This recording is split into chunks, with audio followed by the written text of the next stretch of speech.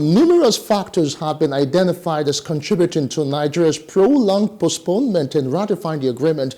Now, these include apprehensions regarding the increase in smuggling activities, a surge in import resulting from the trade liberalization with a parallel expansion in the export of Nigerian product, and ultimately the concern that the agreement may transform Nigeria into a dumping ground for goods from outside Africa. Now, research analyst Edidiang Ikpoto joins me now for more on this conversation.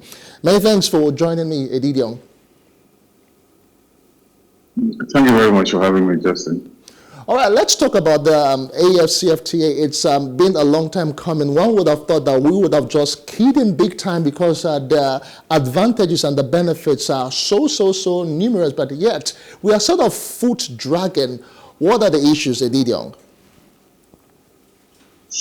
Well, I think the issues, you need to look at it from the fundamental point of view, which is lack of a real industrial policy in Nigeria to guide trade and industry. That is what I would say is the fundamental of the problem. You see, when the president came aboard in 2023, one of the first things he did was to set the tax panel led by, of course, Oyedele, and we've seen the result of that initiative, which is the tax reform bill that we have today. We ought to have had something similar with regard to trade and industry. Put together a committee, put together a panel. Let us come together and see what are the issues, what are the challenges, and how do we surmount the challenges.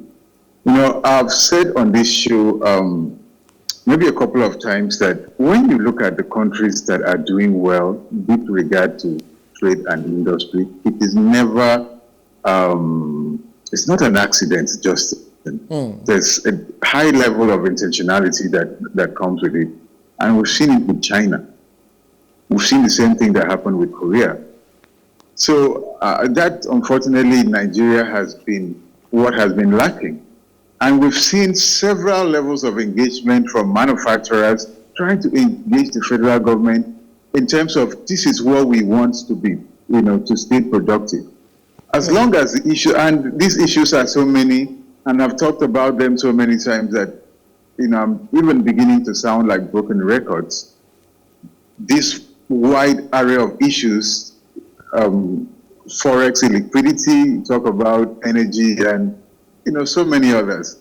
Are we going to talk about cost of funds? Of course, you know, like I said, I begin to sound like a broken record, really, talking about these issues. So what needs to happen is for Nigeria to get back to the basics and maybe come up with an industrial policy as to what is going to guide Nigeria with regard to trade and industry. And that is when we'll begin to see Nigeria reaping the benefits of the African Continental Free Trade Agreement. Okay, Edidiang, thanks for that introduction. But let's really talk about some of the issues that are closer home. Specifically, let's talk about our local manufacturing, for instance. I've had the opportunity to speak to some of the manufacturers. One thing that actually struck out was that even if we are saying that the AfCFTA is there, but are we ready? Our own goods, such as the ones produced locally, are they competitive enough to compete in the trade area? No, unfortunately, the answer is no. Our goods are not competitive, and they cannot be competitive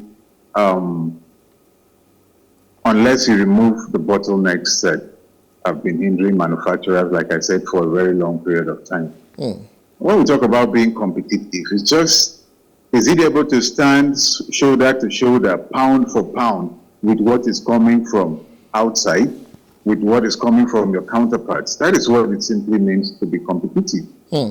And we cannot be competitive when we have the Nigerian manufacturer, for instance, buy foreign exchange for 1,600. Meanwhile, his counterpart in Ghana is having a relatively easier exchange rate regime. His counterpart in South Africa in Ethiopia. So these are the issues. Okay, let us look at specific context, for instance. Okay. Let's say a local manufacturer who is into textile production. He has to run diesel to power his factories. He needs foreign exchange.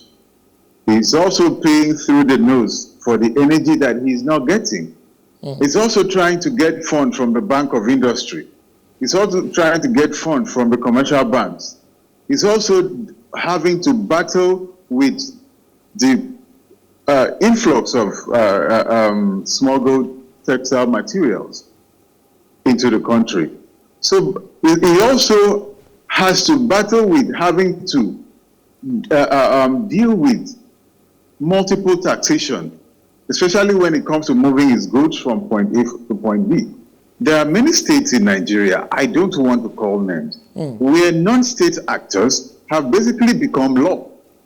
And I'm talking about non-state actors, people who should be behind bars, have become law. So by the time you move your product from Agbara in Ogun State to Lagos, you have had to settle different non-state actors collecting all sorts of informal taxes, which again takes us to another issue, talking about taxation. So the president set up this tax committee that have come up with the tax reform bill. And when you look at this tax reform bill, someone like me, from my perspective, because of my, of course, relationship with the manufacturing industry, I'm looking out for how does this benefit the manufacturing industry. And we've seen how they said it's going to reward productivity and all that, but the language fundamentally is very vague. So we don't really know how this tax reform bill is going to impact the manufacturing industry positively. So by the time you lump all of the issues that I've raised together, the manufacturer will definitely have to compete because he needs to maintain a profit margin. So ultimately, he has to put together how much he has paid the non-state actors from, having to the logistics of it. And at the end of the day, the guy who is producing in Zambia is not going through the same hassle. So you put your goods shoulder to shoulder with the guy from Ghana, with the guy from South Africa, and your own will be more expensive. I was going to even. And we're not even talking about. You're not even talking about. Finish your statements. And we're not even talking. We're not even talking about the impact that this will have on quality of products. We've seen many times how Nigerian products have been rejected on the international stage because of issues that pertain to quality. So, unfortunately, Justin, no. The answer is no. We are not competitive. Okay, so what about issues like maybe strengthening diplomatic ties, or maybe issues of immigration specifically? For instance, now there are talks about the Trans-Saharan gas pipeline. So I don't even know how our diplomatic relations are like with countries, neighboring countries like Niger, and maybe I don't know, to push some of this trade facilitation through these countries. That's one. On the other hand, how are the visa policies like? Are they really in tune with driving this free trade area? The trade agreements and all of that. For instance, now what is our relationship like in terms of visa and visa restrictions with countries like South Africa? How can we harness these opportunities of diplomatic ties? Well, you do make a great point, Justin. And I've been in a lot of meetings where there's been conversations around the African Continental Free Trade Agreement. I've listened to Awolowo, who is the chairman of the committee here in Nigeria, and there isn't a lot of conversations that have even bordered on, like you said, diplomatic ties. So we are saying this continental free trade area is supposed to lead to a reduction in tariffs. True. But you put the cat before the horse when you've not even talked about issues bordering on visa restrictions and diplomatic relationship with some of the African countries. And we've even seen a lot of uprising in some of the African countries that have subscribed to this. The uprising in coup d'etat in Niger, we've seen in Gabon and some other African countries. Burkina Faso. So these are some of the issues. But then again, with regard to these countries, you might say, okay, because of the political instability, it's not even maybe the wise course of action to begin to talk about trade with them. But I think for me, the fundamental issue, and all of that being said, is actually having a fluid payment system across Africa that can facilitate this trade. And this is where I want to give kudos to the AfCFTA Bank for initiating the process of doing this. That is with the Pan-African Payment Settlement System, PAPS.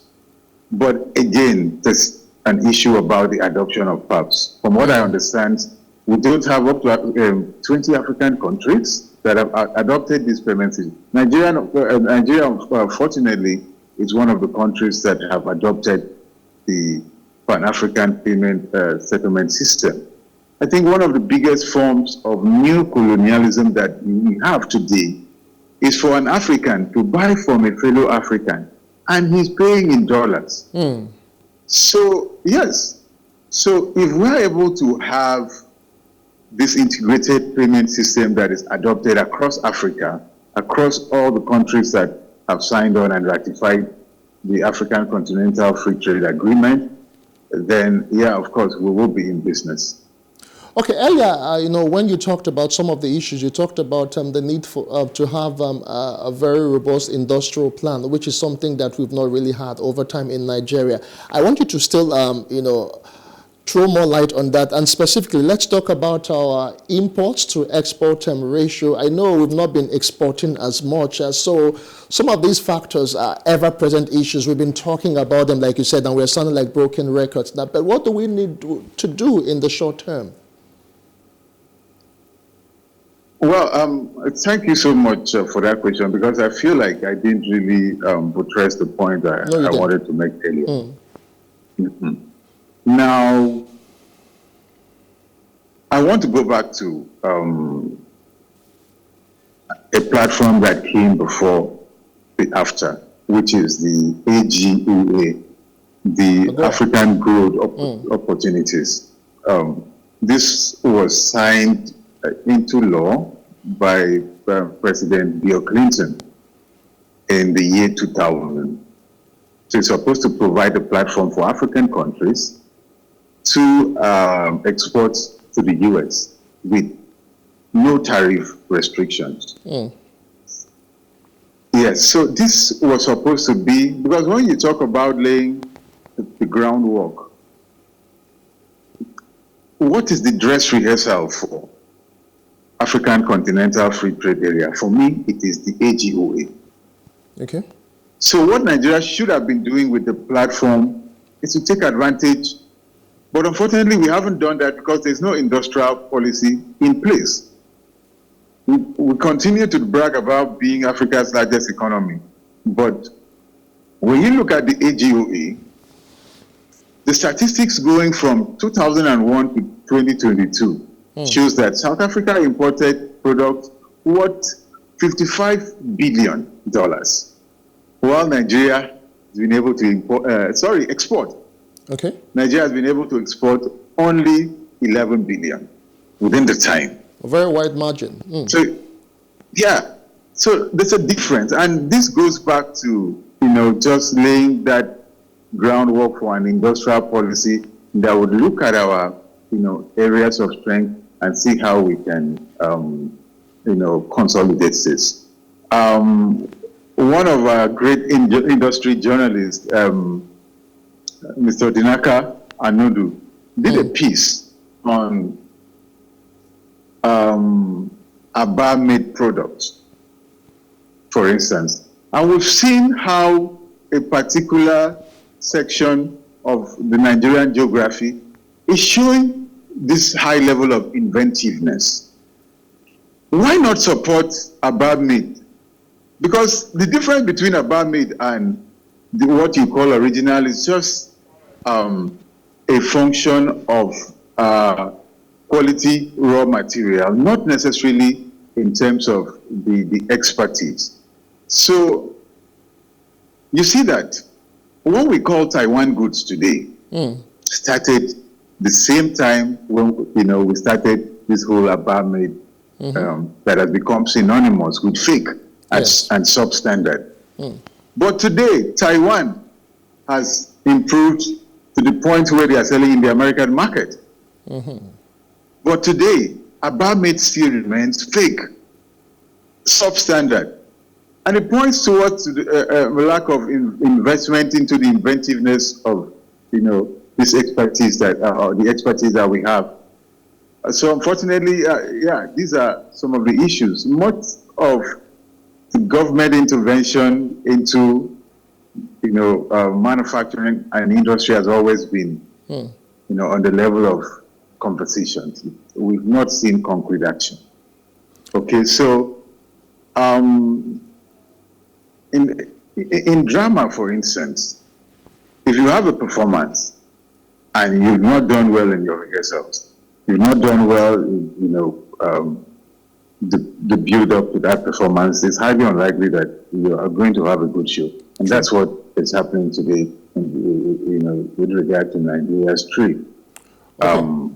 So you said something about balancing import-export, our trade, which is which is also a very critical point. So I want to also say that when the guided trade initiative of the AfCFTA started in 2022, Nigeria wasn't one of the 8 countries that came aboard. So our first participation in the guided trade initiative was, I think, sometime middle of last year, maybe July last year, when we sent our first shipment. Justin, what did Nigeria send as the first shipment for AfCFTA? Black soap, shea butter. Come on. It's not like I'm being critical of our export, but this is not going to help your balance of trade. All right. It's not going to help your balance of trade. So we have to do better than we're doing, and we have to do it faster. Okay, Edidian, it's a good thing you mentioned, we need to identify our competitive advantage. As we begin to round up for sake of time, let's talk about next steps and the key priorities. As much as we need to identify this competitive advantage, what about the issues of maybe customs, building institutional capacity? How do we handle all of that? Well, then you're talking about some of the bottlenecks, and the issue of customs specifically, hopefully, is something that will be addressed if the tax reform bill is fully implemented. Having that level of harmonization of taxes, where the likes of customs, immigration, and some other government agencies will not be able to collect taxes anymore, because I think that customs duty and some of the bottlenecks around importation, again, going back to customs, is another issue that manufacturers have had to deal with for a very long period of time. And we go to an issue like the price verification portal. Okay, so customs, I think this was, customs, CBN saying, customs and the CBN saying that your price needs to align with what they have in the system. Meanwhile, we have issues where there are lots of price fluctuations between when a manufacturer initiates the process of getting his raw material and when his raw material finally arrives. Issues all around, Justin. So that particular problem, hopefully, if the tax reform bill is fully implemented, we don't hope to be, that the manufacturing industry will encounter these issues going forward. But what are the next steps? Very quickly. I talked about identifying our competitive advantage, which is something we haven't done.